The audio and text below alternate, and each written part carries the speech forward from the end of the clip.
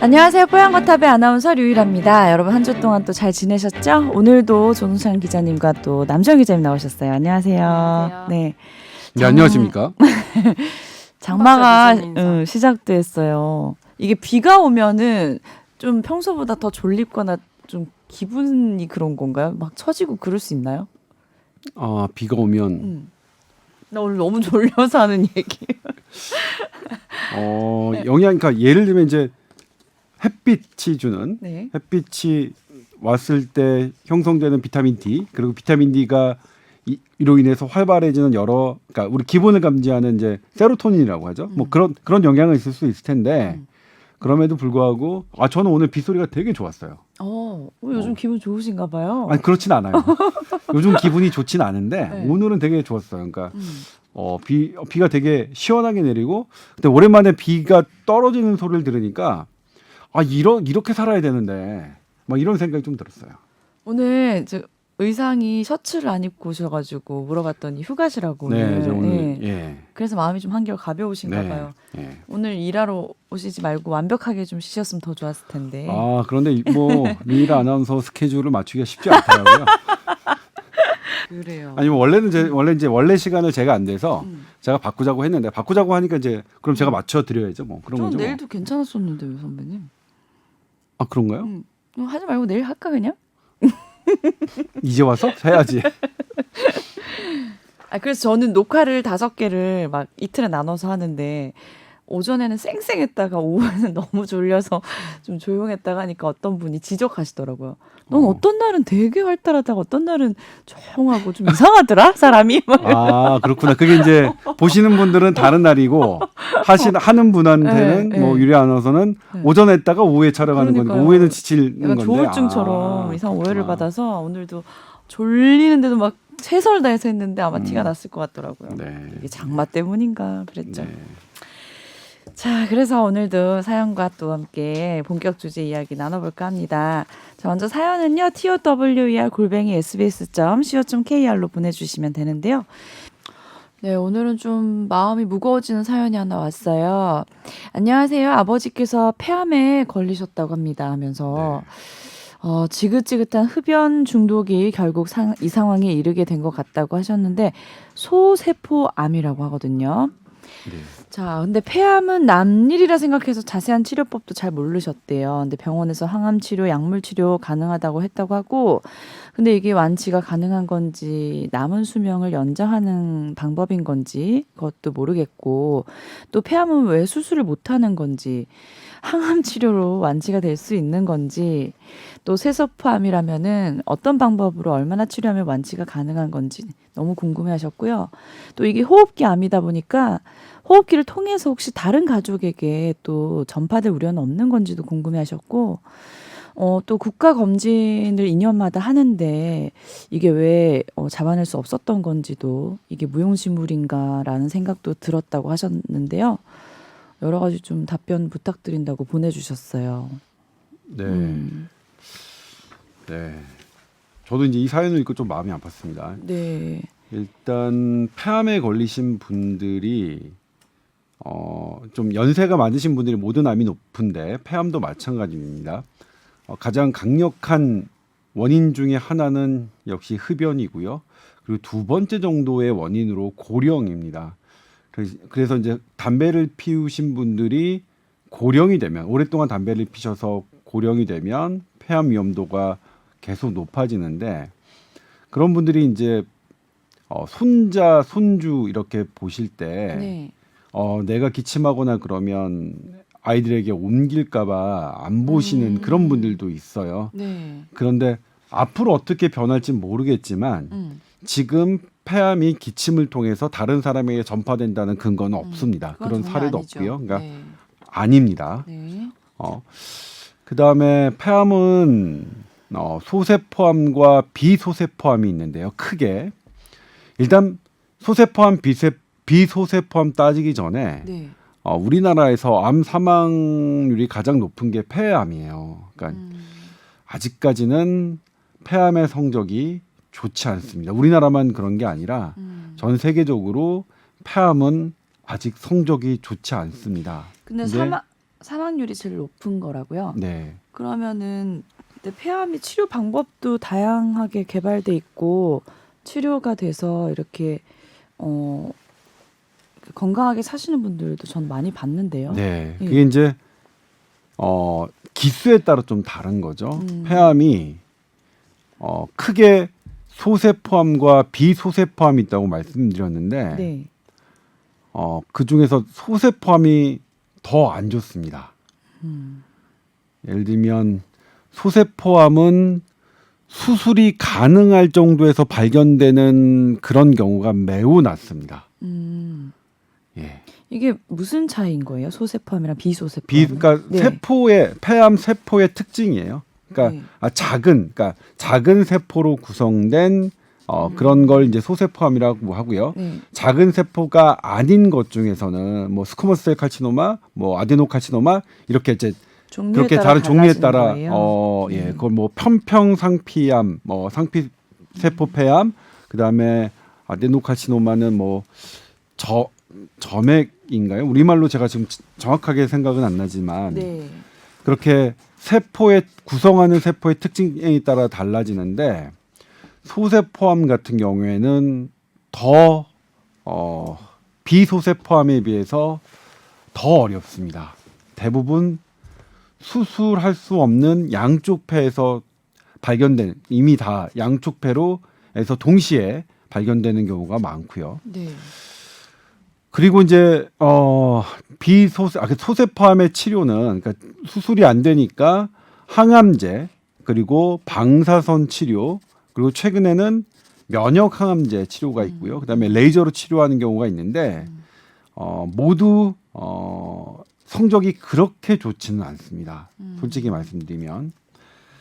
그런데 이제 그 중에서도 뭐 모두가 성적이 안 좋은 건 아니지만 네. 성적이 좋은 분들은 있죠. 그러니까 회복이 되는 분들이 있습니다. 근데 유일아 아나운서가 말씀하신 것처럼 그 경우의 수가 크지는 많지는 않습니다. 않아요? 예. 네. 솔직히 말씀드리면 소세포암이 10년, 그러니까 5년 그리고 10년 이상 생존하실 확률은 냉정하게 말씀드리면 5%가 안 됩니다. 그러니까 5% 정도 이상이면 5% 정도에서는 10년 이상 사시는 분들도 있지만 대부분은 95%는 그렇지 않습니다. 특히 또 남성과 여성을 비교했을 때 남성에서 더 좋지 않습니다. 네. 네. 일단 우울한 말씀이지만 그렇다고 사실대로 말씀드리는 게 나을 것 같아서 네. 말씀을 드렸고요. 저희가 예전에 뽀얀 거탑에서 몇 차례 말씀드린 적이 있지만 저희 아버지도 폐암으로 돌아가셨습니다. 그래서 저희 아버지는 소세포암은 아니었고 비소세포암 중에 스쿼머스 셀 카시노마 편평세포암이었는데 그랬습니다. 근데 이제 근데 이제 왜 그렇다고 하더라도 저는 다른 치료들을 항암 치료 할 수 있으면 저는 면역 치료까지 해보시라고 말씀드리고 싶은 게 다 하셔야죠. 네. 그래 5% 정도는 어쨌든 10년 이상 사시는 분들도 있으니까. 근데 다만 항암제 그다음에 항암 치료와 방사선 치료에 대해서는 논란이 없는데 면역 치료는 조금 논란이 있어요. 왜냐하면 어떤 논란? 예. 가격이 좀 많이 비싸요. 예를 들면 미국 기준으로 특정 면역 세포 치료는 한 달에 $13,000 정도가 들거든요. 그러니까 가격이 너무 비싸다. 네. 그리고 가격이 비싼 것에 비해서 생존하는 더 살 수 있는 기간이 많지는 않다.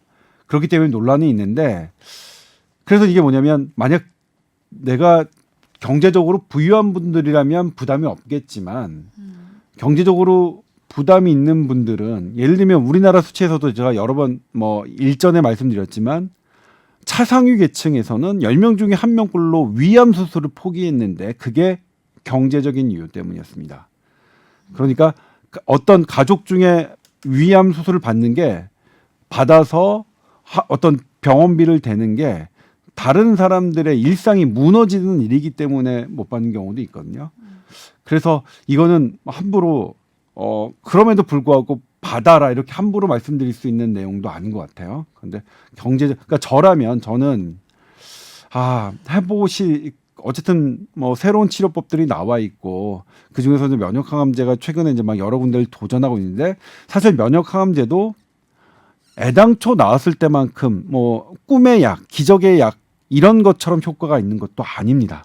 솔직히 말씀드리면 약간 더 낫긴 한데 다만 하나 이제 이 따님이신 것 같은데 네. 아드님이실까요? 이제 제가 이제 그 이 행간의 의미로는 따님 같다는 느낌을 받았는데 예를 들면 이제 소세포암에 대해서 임상 시험을 하고 있는 그런 곳들이 있어요. 그러면 소세포암 임상 시험을 각 병원 홈페이지를 통해서 알아보셔도 되고 그렇게 해서 이런 새로운 신약에 대해서 어떤 임상 시험을 하는 그런 프로그램에서 네. 들어가시는 것도 저는 하나의 방법이라고 생각을 합니다. 네. 그리고 이제 국가 검진으로 이제 이 어떤 왜 암을 잡아낼 수가 없느냐. 사실 이제 췌장암도 그렇고 폐암도 그렇고 검진으로 잡아내기가 참 힘든 암입니다. 폐암도 그래요? 네, 폐암도요. 오. 물론 뭐 그렇다고 뭐 전혀 잡아낼 수 없다는 건 아니지만 네. 그런데 이제 이 CT가 어떠했냐면 이 저설량 패시티죠. 저설량 패시티를 30년 흡연하신 분들이 저설량 패시티를 1년마다 한 번씩 촬영한다면 폐암 사망률을 낮출 수 있다는 연구 결과도 있고요. 그렇지 않다는 연구 결과도 있습니다. 그런데 우리나라는 낮출 수 있다는 연구 결과를 더 비중 있게 받아들여서 이 국가검진 시스템으로 그러니까 장기간 흡연한 환자에게는 이렇게 CT를 지원하고 있는데 제가 여러 번 말씀드렸지만 저는 개인적으로 그러니까 흡연자에게 네. 이런 패시티를 통해서 폐암을 조기에 발견할 수 있는 시스템은 담배세에서 저는 지원해야 된다고 생각합니다. 그러니까 담배로 인해서 걷어들이는 세금은 정말로 흡연자를 위해서 쓰이는 게 세금의 원칙상 맞고요. 그렇다면 이분들이 담배를 피우신 분들이 이렇게 가장 위험한 폐암에 대해서 미리미리 검진할 수 있는 그런 시스템에 그런 비용들이 쓰여야 한다고 저는 생각해서 이건 근데 개인적 의견이 다릅니다. 네. 방금 말씀드렸지만 이게 첨예하게 갈렸습니다. 이것이 이제 국가 검진 사업으로 하는 것에 대해서 일부 학자분들은 정식으로 반대 성명을 내기도 했습니다. 이 부분에 대해서. 그렇기 때문에 이게 A가 맞다, B가 맞다 할 수 있는 상황은 아닌데 저는 개인적으로 어쨌든 저설량 PCT가 폐암을 어쨌든 뭐 잡아내는 데는 유용한 도구니까. 다만 이게 이제 단점이 폐암이 아닌 것도 폐암으로 오진하게 할 수 있는 확률이 좀 높거든요. 그 네. 위양성이라고 하는데 네. 그런 부분 때문에 이렇게 검진 목적으로 패시티에 대해서 아직은 한계가 있다라는 주장도 있지만 저는 이 부분에 대해서 분명히 폐암 자체를 내내는 위양성이라는 부작용이 있지만 폐암을 조기에 발견해내는 그런 능력은 분명히 있으니 저는 이것에 대해서 찬성을 합니다. 아마 그거는 제가 폐암 환자 가족이기 때문에 더 그런 성향도 있을 것 같은데요. 그럼에도 불구하고 놓칠 수 있다. 예를 들면 우리가 췌장암이 걱정돼서 6개월마다 한 번씩 복부 초음파를 네. 받거나 그런다 하더라도 그러면 이제 6개월마다 한 번씩 받는다면 그렇게 하지 않는 사람보다는 조기에 발견할 확률은 높아지겠죠. 어느 정도는. 네. 그럼에도 불구하고 놓치는 경우가 많기 때문에 우리가 어떤 검진이라는 게 모든 걸 걸러낼 수는 없다. 우리는 검진 사업이라는 것은 통계적, 확률적으로 의미가 있을 때 도입하는 것이지 개별적으로는 내가 그 검진을 통해서 일찍 발견될 수도 있지만 일찍 발견되지 않을 수도 있다는 것 그렇게 이해해 주시면 좋을 것 같아요. 네. 분명히 주변에 제 아시는 친구분, 이제 아버님도 20년 전에 폐암 걸리셨다가 완치되셔서 너무 건강하게 지금 지내고 계시는 분들도 있고 해서요. 뭐 생존율이 0%도 아니고 분명히 있기 때문에 희망을 가지고 치료법에 네. 따라서 잘 치료하시면은 좋은 결과 있으실 수도 있잖아요. 분명히 그렇죠? 어려운 네. 상황인데 제가 이제 뭐 제 주변 분들에게 드리는 말씀은 네. 어쨌든 진인사해야 될 거 아닌가. 현대의학 관점에서 할 수 있는 하는 거 진인사하고 그다음에 나머지 그런 부분은 뭐 하늘에 맡겨야 되는 게 아닌가 저는 그런 생각을 합니다. 어쨌든 이 그 소세포 폐암에 대해서도 표준 치료 가이드라인은 있다. 우리나라에도 그렇게 치료를 하고 계시니까 일단 병원에서 이제 더 이상 치료할 수 없습니다라고 하기 전까지는 네. 사실 저희 아버지도 그렇게 그때까지 치료를 받으셨거든요. 그러니까 병원에서 더 이상 치료법이 없다. 더 이상 쓸 항암제가 없다 할 때까지 치료를 받으셨었는데 뭐 그래서 그런지 어쨌든 뭐 저는 뭐 여한은 별로 아까 뭐 그럼에도 불구하고 여한이나 뭐 이런 건 있죠. 근데 항암을 하면서도 상태가 계속 나빠질 수도 있는 거죠. 계속. 네 그렇습니다. 항암하고 방사선 치료를 받으셨었는데 그래서 이제 수술이 뭐 되게 조금 복잡해요. 제가 나중에 저희 아버지 뭐 이런 관련된 이런 것들은 제가 어떻게 기회가 됐을 때 한번 설명드릴 수 있을 텐데 네. 그래서 수술이 될 줄 알았는데 결국 안 됐어요. 그것도 이제 의사 선생님마다 의견이 달랐어요. 달라가지고 우여곡절 끝에 이제 어쨌든 뭐 안 되는 수술이 안 되는 걸로 판명이 돼서 그러다 보니 더 이상 뭐 쓸 수 있는 약이 없고 그렇게 해서 이제 돌아가셨는데 아무튼 병원에서 쓸 수 있는 약이 있다 할 때까지는 그래도 확률은 있는 거니까 그럼요. 그렇게 진인사 하셨으면 좋겠고 네. 그렇게 아버님께 말씀을 드려줘서 최선을 다해보자. 아직 있다. 아직 희망이 있다라고 해주셨으면 좋겠습니다. 네. 치료 잘 받으시고 가족들의 역할도 아주 크실 것 같아요. 좀 차근차근 쾌차하시길 저희도 응원하겠습니다. 네. 그리고 이제 뭐 회사에서 하는 가족 검진이 무료에서 유료로 바뀌어서 국가 검진만 수년째 받다 보니 종합적으로 검진 안 하고 지낸 게 죄스러운 생각이 드신다고 말씀하셨는데 저는 저희 아버지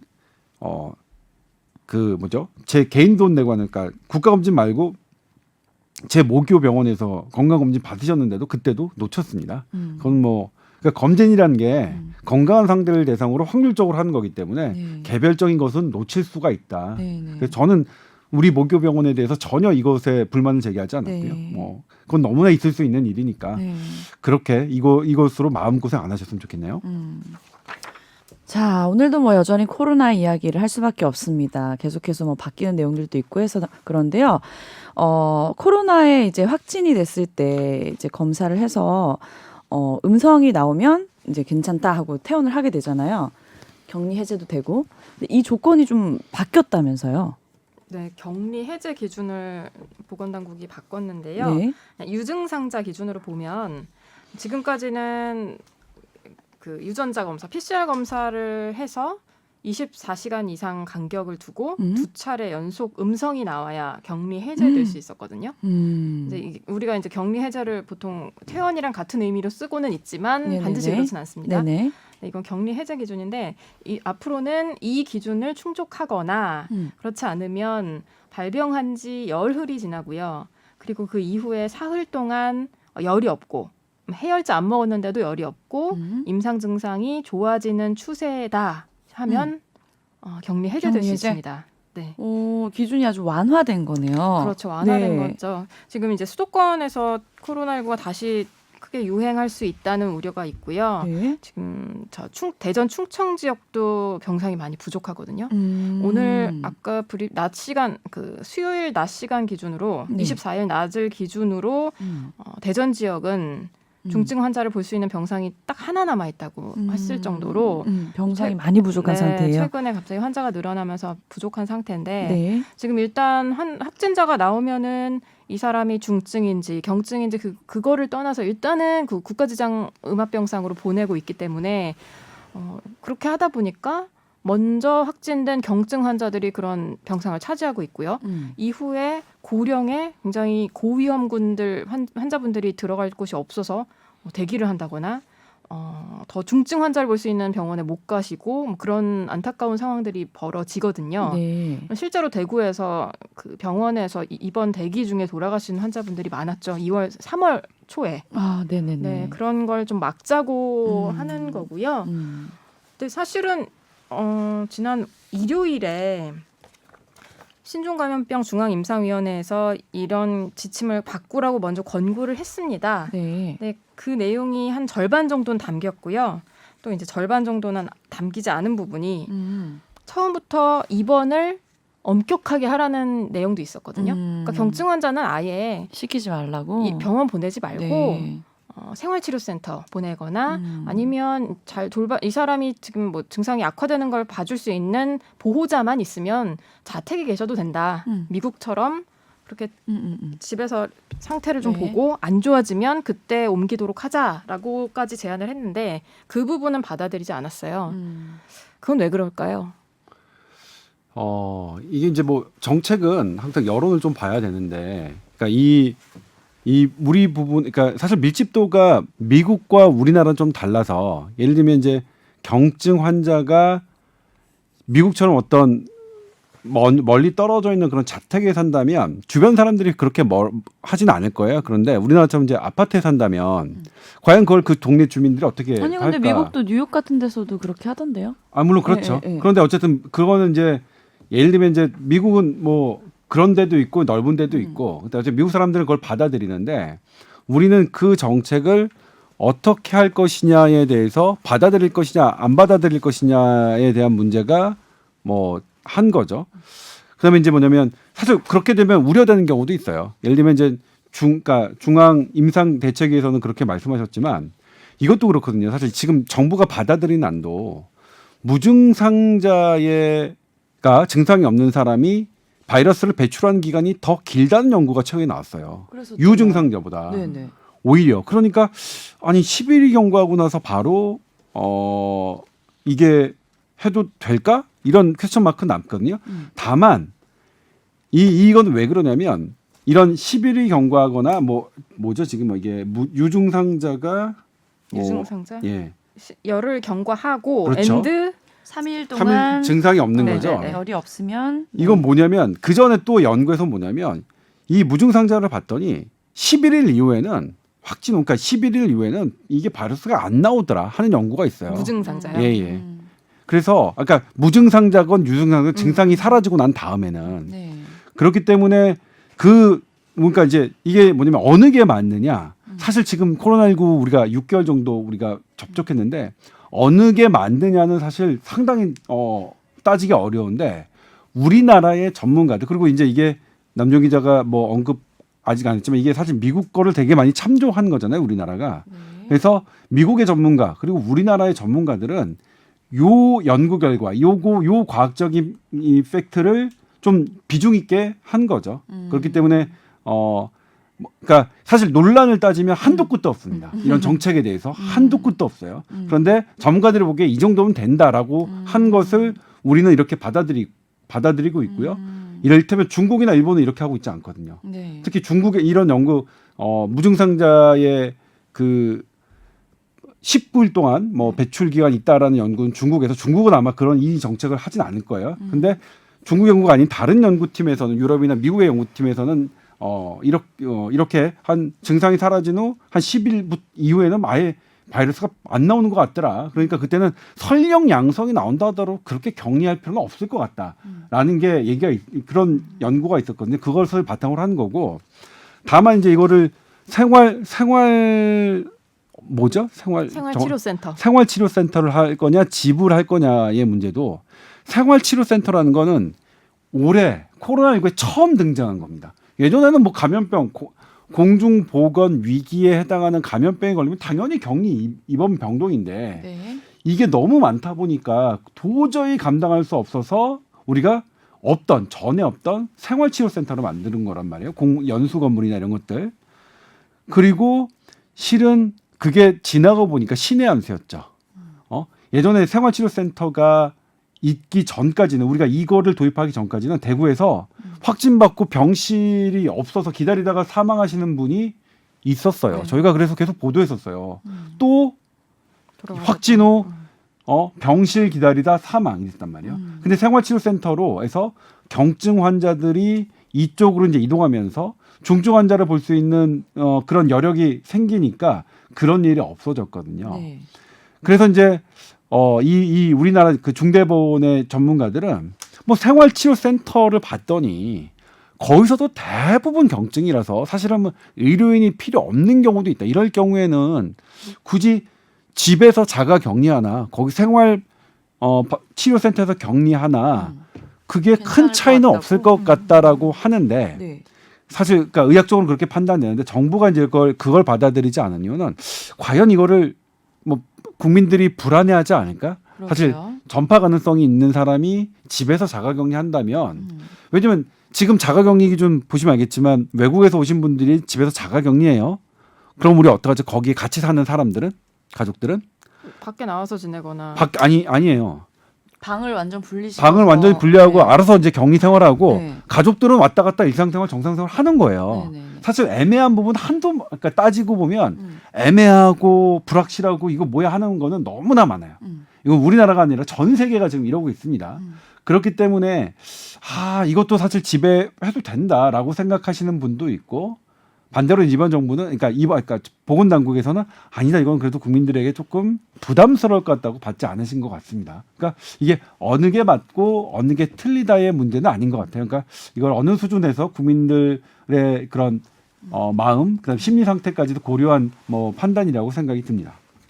그러니까 아까 조선을 잠깐 말씀 주셨는데 네. 실제로 뭐 한 1,000명이 나오면 그중에 한두 명은 전파력이 있는 분이 있을 수도 있을 것 같거든요. 그래서 네. 그 지난 일요일 브리핑 때도 그런 비슷한 질문이 나왔는데 서울대 감염내과 오명돈 교수 이 위원회 위원장이시죠. 그분이 환자 50명을 지역사회로 돌려보낸 다음에 그 빈 병상의 중환자를 치료하는 것이 감염자 500명을 치료하는 정도의 효과가 있다고 본다라고까지 하셨어요. 네. 그러니까 분명히 뭐 그 중에서는 예외적인 아까 조 선배 말씀하신 것처럼 예외적인 케이스가 나올 거고 뭐 한두 명 또 감염을 시킬 수는 있겠지만 그렇게 심각하게 보지 않는다. 그리고 이 정도 상황이 되면 돌아갔을 때 과연 그분들이 얼마나 큰 해를 끼칠 것인가 본인은 잘 모르겠다. 병상을 비워서 고위험 환자를 한 명이라도 더 살리는 게 중요하다는 그래요? 게 현장에서 그 판단이 지금은 더 맞을까요? 환자들을 네. 치료하는 의사들의 판단인 거죠. 네, 저희가 이제 어제와 그제 그러니까 이 감염병 전담병원 이 코로나19 환자를 지금 그 치료하고 있는 병원장 몇 분을 만나 뵀는데 네.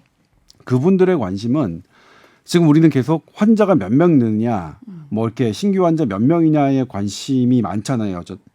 여전히 네, 네, 네. 50명이 넘었느냐, 네. 50명이 안 됐느냐. 네. 그런데 그 병원을 운영하고 계신 병원장님들은 중환자가 얼마나 되느냐에 관심이 있어요. 환자의 상태는 안 나오잖아요. 그렇죠? 지금 현재 우리 네. 환자의 상태가 지금 잘 안 나오고 있는. 처음에는 우리 다 했었어. 위중 환자 몇 명 했었는데 네. 최근에 이제 정부가 그런 것을 이제 하다가 하지 않고 있는데 그래서 이렇게 지금 보니까 대부분이 시간이 걸리더라도 경증이니까 90% 이상이 경증이니까 네. 그리고 이게 특히 뭐냐면 고령인 환자에게서 되게 위험하기 때문에 고령은 이제 두 가지를 말씀하시더라고요. 본인이 위험하지 않더라도 본인이 감염력이 있어요. 한 85세인데 그런데 85세 분이 약간 치매 증상가 있으면 워낙 그리고 이제 감염병이 있으니까 가족이 보호자가 될 수가 없잖아요. 병원에서 그러니까 거의 중환자처럼 관리를 해야 되는 그런 네. 되게 어려운 상황이 있는 거예요. 네. 그러니까 병원에서 그러니까 이제 이거를 어떤 전폭적인 예방, 뭐 역학조사를 통해서 뭐 예방 아예 제로화 시킨다라는 개념도 되게 중요하지만 근데 지금 현재 그게 잘 안 되고 있고 현재 우리나라의 추세로 그러니까 전 세계적인 추세를 봐서 이걸 제로화 시키는 게 가능하겠느냐 쉽지 않죠. 우리 지금 계속 역학 조사를 하지만 그거는 발생자가 확진됐을 때 그것을 그 이후에 추적하는 거지 이 발생자가 지금 어디서 나타나는지 지금 우리 계속 모르고 있거든요. 지역사회 일명 깜깜이 감염이 최근에 10%를 넘어섰죠. 네. 그러니까 이제 뭐냐면 이거를 치료하시는 병원, 병실을 운영하는 분들은 그러니까 그렇게 관리가 가능한 젊은 경증 환자를 해서 병원에서 할 필요가 없더라 보니까 진짜로 병원에서 신경 쓰고 피해를 최소화하려고 하는 분들은 따로 있더라. 그렇게 연령이 많거나 기저질환 있거나 그런 분들의 이 어떤 이제 환자가 많이 발생했을 때 우리가 얼만큼 그것을 포용할 수 있느냐 요거에 관심이 많으셨어요. 그러니까 얼마나 많은 사람들이 젊은 사람들이 그 환자 수가 느느냐보다. 네. 그러니까 그런 관점에서 그 중앙방대본도 그런 이제 논의 끝에 이제 나온 얘기라고 생각되는데 그렇다면 이제 경증 환자들은 설령 조금 이런 조치들이 아무리 지치지 엄격하게 않고. 하는 것보다는 조금 네. 감염 위험은 좀 높아지겠죠. 네. 그렇더라도 피해를 줄이는 쪽이 더 맞는 것 같다. 코로나19는 그런 시각이 반영된 의견이라고 저는 보고 있습니다. 그럼 격리 해제 조건이 좀 완화되는 게 뭐 영 불안한 게 시선으로 볼 필요는 없는 건가요? 그러니까 격리 해제 조건이 완화되면 불안하긴 하죠. 네. 사실 뭐 그걸 그러니까 전문가들도 불안해요. 사실 그렇게 똑같이 얘기해. 근데 그러면 좀 불안하잖아. 이게 딱 사실 최대 잠복기라는 것도 통계적인 개념이지 어떤 사람은 잠복기가 더 길 수도 있고 그다음에 바이러스 배출 기간도 통계적인 개념이지 어떤 사람은 그것을 더 넘어서는 사람도 있는데 근데 그럼에도 불구하고 그런 위험성은 있지만 우리가 더 지금 이 시간에 중요하게 생각해야 될 거는 피해 최소인 것 같다. 네. 그 피해 최소를 위해서는 중환자를 볼 수 있는 여력을 조금 더 늘려놔야 된다. 갑자기 이제 그 지금 뭐 어제 제가 나눈 얘기인데 왜 이탈리아, 스페인, 이탈리아였죠. 노인 요양원을 완전히 포기하고 의료진들이 다 빠졌었잖아요. 거기 관리하는 스페인이요. 사람들이 스페인이었었나요? 그게 이해가 돼요. 도저히 감당이 안 돼. 그러니까 너무나 어렵대요. 이렇게 연세 드신 분이 약간 그 치매 증상이 있으신 분은 증상이 가볍더라도 워낙 그 엄청난 인력이 네. 투입돼야 된다고 하더라고요. 그래서 그런 일이 그런 환자들이 많아졌을 때 우리는 어떻게? 그러니까 예를 들면 이태원이래요. 스페인 거기처럼 포기할 수는 없잖아요. 포기해서 우리가 집단 사망 이런 거는 막아야 되니까 그런 측면의 생각 고려해서 이런 의견들이 나오는 것이라고 저는 이해하고 있습니다. 그러니까 감염자를 줄이자라는 뜻이라기보다는 좀 사망자를 줄여보자 그렇죠. 이런 얘기인 거네요. 네. 네.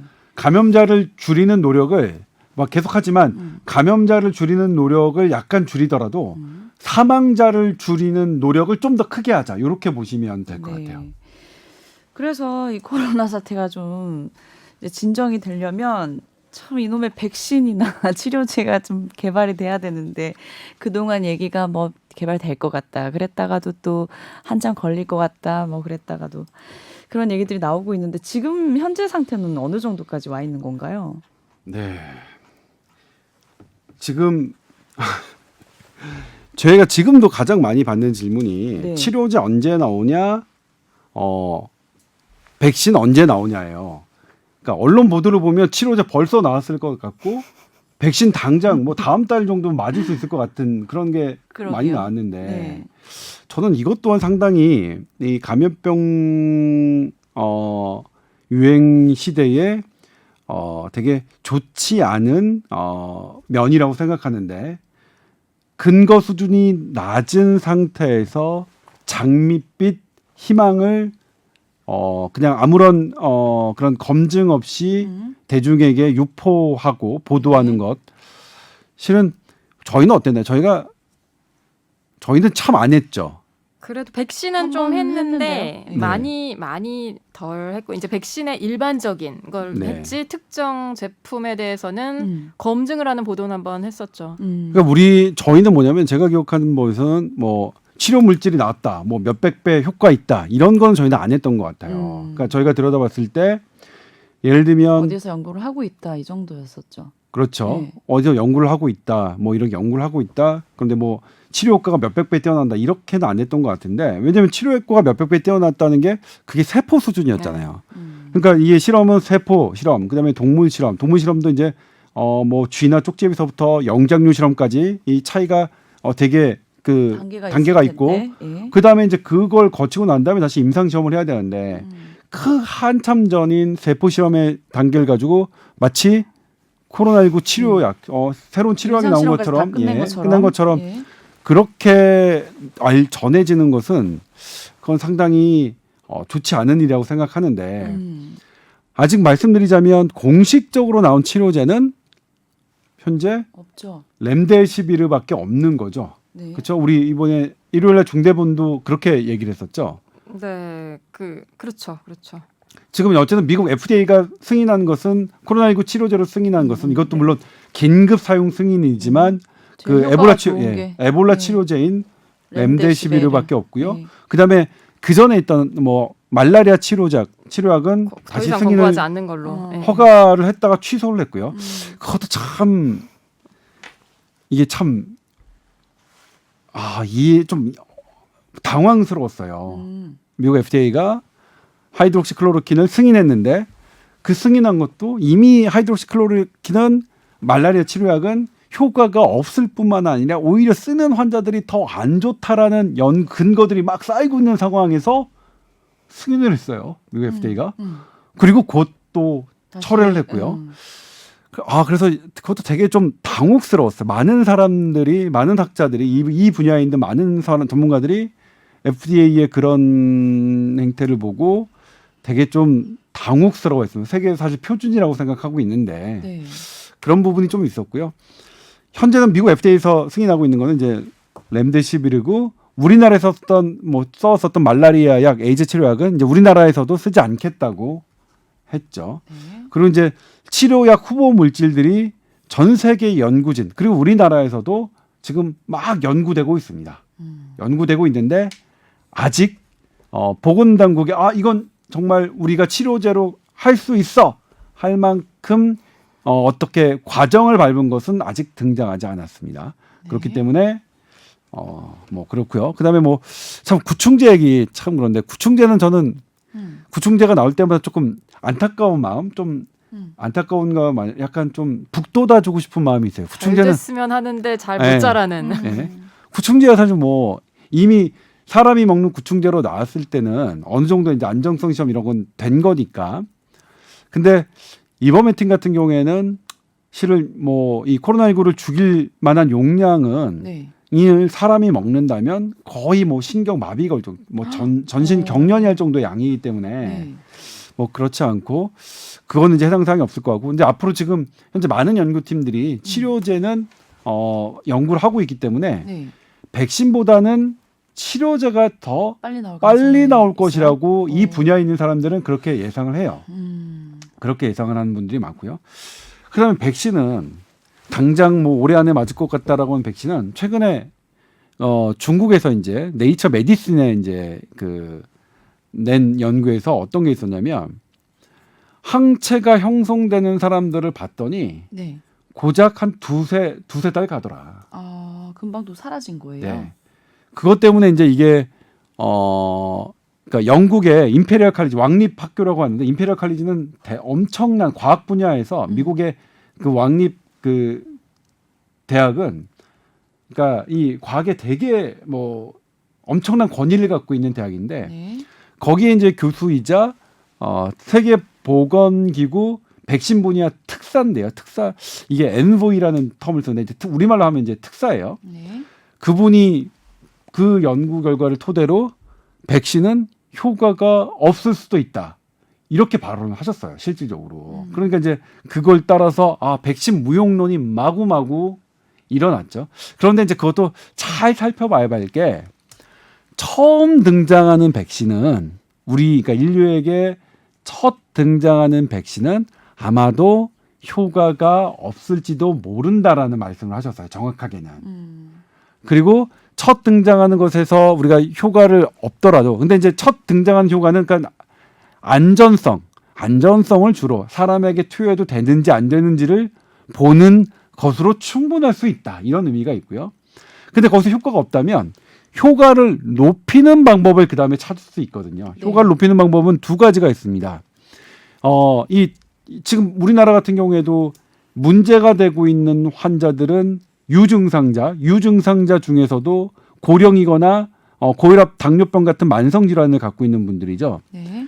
이런 분들에게 타겟팅을 좁혀서 네. 그리고 이제 면역력을 증강시키는 그런 기법들을 갖고 있거든요. 그럼 면역 증강제를 사용한다면 네. 충분히 처음에 등장하는 백신은 효과가 없을지라도 그것의 바탕으로 안전성이 확보만 된다면 그걸 바탕으로 어떤 접종 대상자를 좀 좁히고 그리고 거기에 면역 증강제를 넣어서 다시 효과 있는 백신으로 만들 수 있기 때문에 백신은 지금 그렇게 무용론 보도된 것처럼 그렇게 다시 또 뭐 아니다, 백신은 아니다, 뭐 이거는 아닐 것 같아요. 그러니까 백신 아직 포기할 단계는 아니고 네. 활발하게 연구가 되고 있고 그리고 백신이 나오는 게 정말 우리에게 도움이 되겠죠. 다만 그 나바로 교수가 또 언급한 건데 네. 분명하게 틀린 건 우리가 잘못 알고 있는 거는 백신이 빠른 시간에 나올 거라는 거. 이거는 정말 사실과 다르게 잘못 전해지고 있다. 근데 이게 이제 사실 이 사실을 계속 이런 백신이 빠르게 나올 것이라고 잘못 퍼뜨리는 가장 영향력이 있는 분은 제 기억으로는 미국 대통령, 트럼프 대통령인 것 같은데, 그렇죠? 뭐 올해 안에 나오겠다, 뭐 이렇게 말씀들 하셨고, 그다음에 올해 안에 뭐 사실 미국 연구팀에 올해 안에 백신 만들어라 이렇게 지시도 하셨으니까.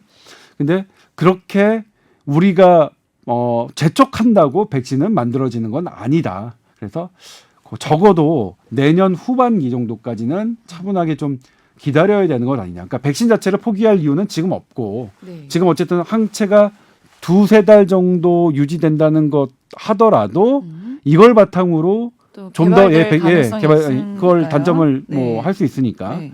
그렇습니다. 물론 군대 선배, 백신이 뭐 여러 가지 기전이 있겠지만 뭐 우리 몸 안에 항체를 만들어내는 종류라면 그 또한 백신 맞고 그게 유지가 안 되면은 의미가 없는 거 아닌가요? 아까 그게 항체가 항체 이제 학습을 하는 것도 있고 되게 여러 가지가 있잖아요. 근데 백신은 전 잘 어려워서 잘 모르는데 그러면은 이렇게 2달, 석 달밖에 유지가 안 없어진다. 된다면 어떤 종류의 백신은 아예 의미가 없는 게 아닌가? 뭐 그렇죠. 그러니까 저희가 이제 뭐 남정 기자한테는 얘기한 적 있지만 백신이 다 성공함, 그러니까 모든 바이러스가 들어온다고 항체가 다 형성되는 건 아니에요. 네. 그러니까 바이러스나 세균에 대해서 우리가 백신을 갖고 있는 백신 바이러스보다 백신을 만들지 못하는 바이러스가 훨씬 많아요. 그러니까 코로나19도 백신을 결국 실패할 가능성도 없는 건 아니에 있어요. 그런데 지금까지 이 영장류 실험이나 사람 실험에 봐서는 코로나19 백신 가능할 것 같다. 항체들이 뭔가 만들어지는 것 같다. 근데 이 항체가 도대체 얼마나 지속되느냐 이 부분은 아직 모르죠. 근데 이제 예를 들면 2-3달 정도 지속한다는 게 과연 효과가 없을까? 그것도 이 코로나19의 유행 양상에 좀 따라 다를 수 있다. 예를 들면 독감 백신 같은 경우에도 말씀드렸지만 길게 6개월이고 사실 짧게는 4개월. 그다음에 그래요? 65세 이상한테는 3개월 정도밖에 효과가 없다고 보고 있거든요. 그래서 또 맞으라는 얘기도 했었잖아요. 그렇죠. 예. 그것도 또 맞으라는 분이 백신 교과서를 쓰신 분이 또 맞으라고 권하니까 백신 교과서를 쓰신 분이 백신 가이드라인에 반하는 말씀을 하셔서 그게 이제 네이처에서 그 언급이 실려가지고 그게 세계적인 뭐 논란이 됐었는데 근데 우리나라에서 왜 논란이 안 되는지 잘 모르겠는데 아무튼 그랬어요.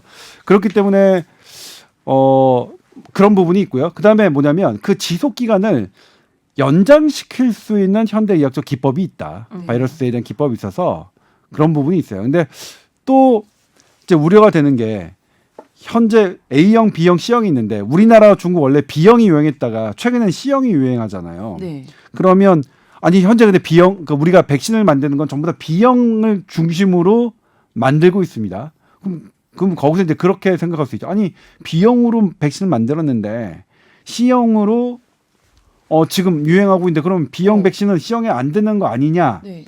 이런 우려가 있어요. 근데 저도 처음엔 그렇게 생각해서 백신학회에 질문을 드렸더니 백신학회에서 답변을 뭐라고 하시냐면 어떤 백신이 그러니까 이 모델로 하는 거는 바이러스의 커다란 덩어리, 단백질 전체 덩어리, 커다란 덩어리를 대상으로 우리가 반응을 보는 그렇게 백신을 만들기 때문에 일부가 바뀌었다고 하더라도 백신 자체의 효과가 바뀔 것이라고는 일반적으로 생각하지 않는다. 다만 그 중요한 부분이 일부가 아주 중요한 부분이면 효과가 떨어지거나 할 수는 있다. 그럴 가능성은 있지만 그렇기 때문에 B형과 C형의 차이에 따라서 뭔가 백신의 효과가 없을 것이라고 우리나라 백신학회는 보지 않습니다.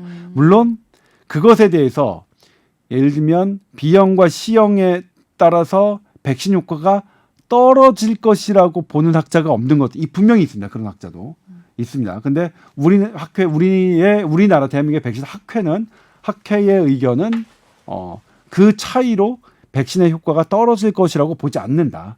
별 상관이 없을 것으로 보고 있습니다.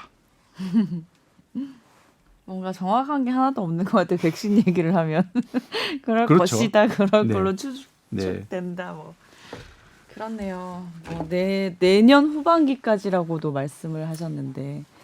저도 빨리 나왔으면 네. 좋겠는데, 그러니까 가장 빠르게 나올 것이라고 생각하는 게 지금 영국 옥스포드에서 하는 실험이죠. 네. 지금 오늘이 6월달이면 6월부터 뭐 들어갔을 테고 그다음에 이제 6월부터 들어가나요? 그러니까 6월 끝나고 제가 지금 정확한 기억은 안 나는데 네.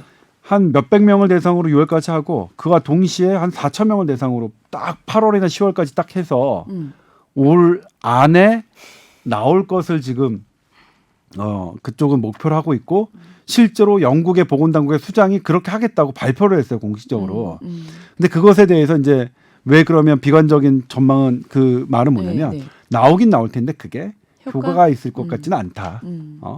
없을지도 모른다. might be라고 했습니다. 그러니까 영어로 might be, M-I-G-H-T, B 이거를 했습니다. 효과가 없을지도 모른다. 요런 우려가 제기되는 거죠. 하지만 그럼에도 불구하고 코로나19 백신 자체를 포기할 만한 그런 건 아니다. 네. 전문가들은 이것을 몰두하는 분들은 코로나19 백신 가능성을 높게 보고 있다. 네. 그렇게 정리할 수 있겠습니다. 오늘 남준 기자님 8시 뉴스 하신다고 네, 했잖아요. 좀 빨리 올라가서 기사 네. 써야 됩니다. 오늘 무슨 기사예요? 오늘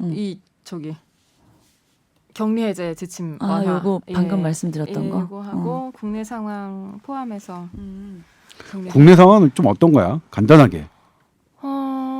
일단 중국에서 유입된 환자가 있다 그래서 좀 오늘 다들 긴장했는데 네. 그것은 동명이인으로 인한 오, 다행이네요. 네, 사실은 아닌 걸로 확인됐고요.